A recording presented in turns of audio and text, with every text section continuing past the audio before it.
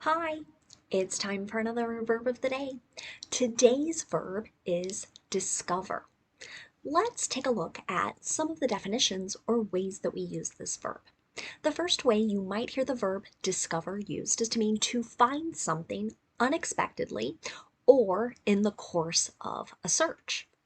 I don't know if this has ever happened to you, but maybe once a year, as I'm doing laundry, putting things into a washing machine, I might find cash in a pocket or something. So I'm finding something that I don't expect, right? So I might say, "Oh, I discovered $5." Okay. Sometimes, though, we are intentionally looking for something that can also be described as discovering something. A second way to use the verb discover is to mean to become aware of a fact or to learn something. A friend was recently telling me that they had been out for quite a while one day. When they came home, they discovered that there was a big leak in their house. And they knew this because there was a lot of water on their kitchen floor, right? So they learned of a new piece of information, a new fact. They had a leaky pipe. A third way to use the verb discover is to mean to be the first to find a place, find a substance, or some sort of scientific phenomenon. So sometimes, as people read about history, you'll see the word discover used to describe a piece of land or area that was previously unknown. Now, there is sometimes a little controversy with that. When I was a child growing up, we were taught that Christopher Columbus discovered America. That's not really true for a number of different reasons, and one being that there were millions of people already living in what is now the United States. So it wasn't really the first to find this particular place. A fourth way to use the verb discover is to mean to be the first to recognize the potential of someone. So, with this particular meaning, it's often used to describe singers, actors, athletes who have some maybe innate or just naturally occurring talent and ability. So there are various stories about various professionals, artists being discovered by others, right? So someone else recognized, oh my gosh, they are so talented in this particular area. They should sing professionally or they should be in movies, etc. You should know that discover is a regular verb. To make the progressive tense, we want to add ing to form discovering. The past tense and participle forms of this verb are made by adding ed. The base verb discover, ends in an R sound, so our past tense ending is going to make a D sound. Discovered, discovered. Okay. You'll be happy to know I don't have any additional meanings for this particular verb, but we are spending a lot of time this week reviewing the active versus the passive voice. And today we're going to focus on the differences between active and passive in the simple future. So, as a quick review, our active voice sentences are beginning with the person or the thing that is responsible for the action. I have two examples here. Brad will wash the dishes. Caroline will eat lunch. In the first example, Brad is responsible for the action of washing. Caroline is responsible for the action of eating in the second sentence. Okay.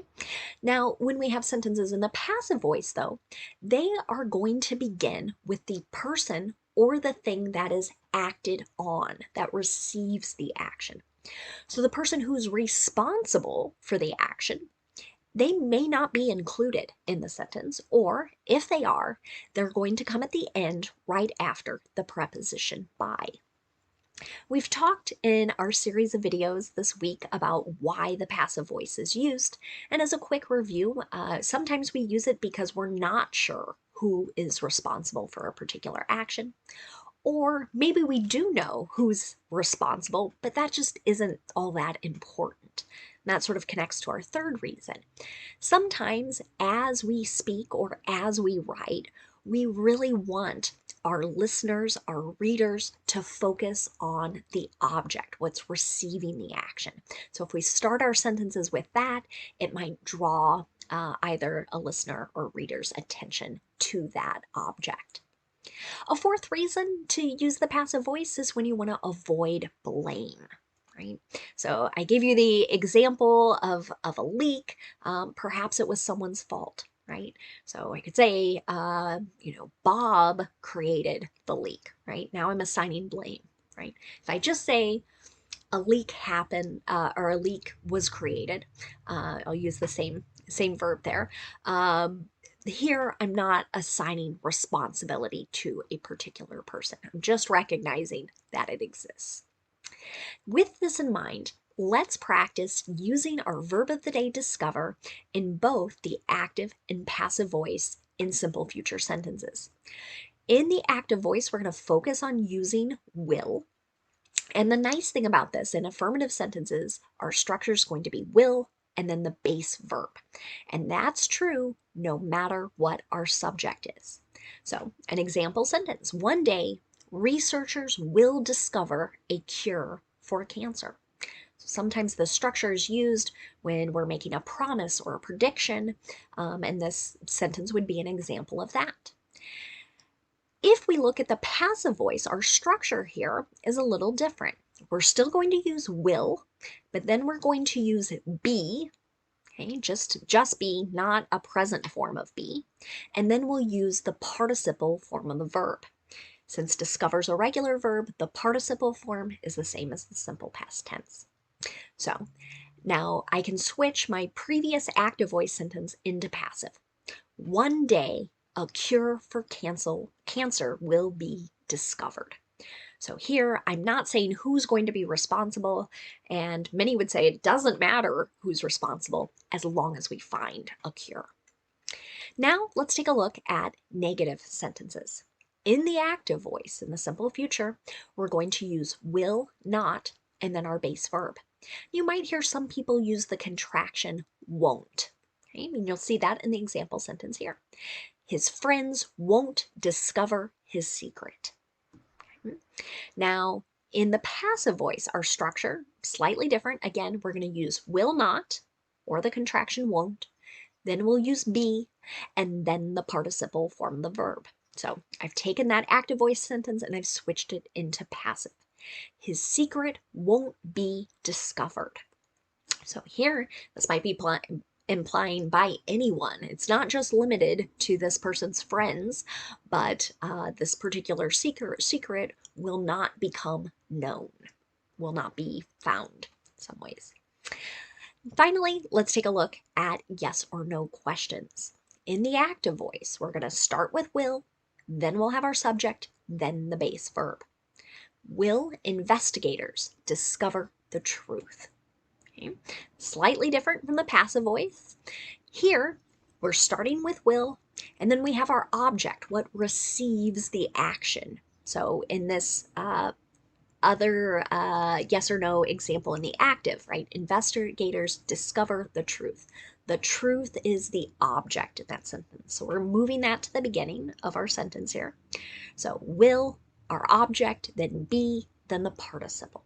Will the truth be discovered? Here, again, this might make it a little more open and broad. It's not limited to one particular person or group of people. Finally, let's spend a little time looking at words that are related to our verb discover. The first word we're going to look at is the noun discovery. This is the action or process of discovering or being discovered. Here's an example of this noun in a sentence. What is the most important recent scientific discovery? Right? So we have lots of scientists constantly looking for new things, testing out new hypotheses, and that's what this question is asking. What do you think is the most important of the action of discovery?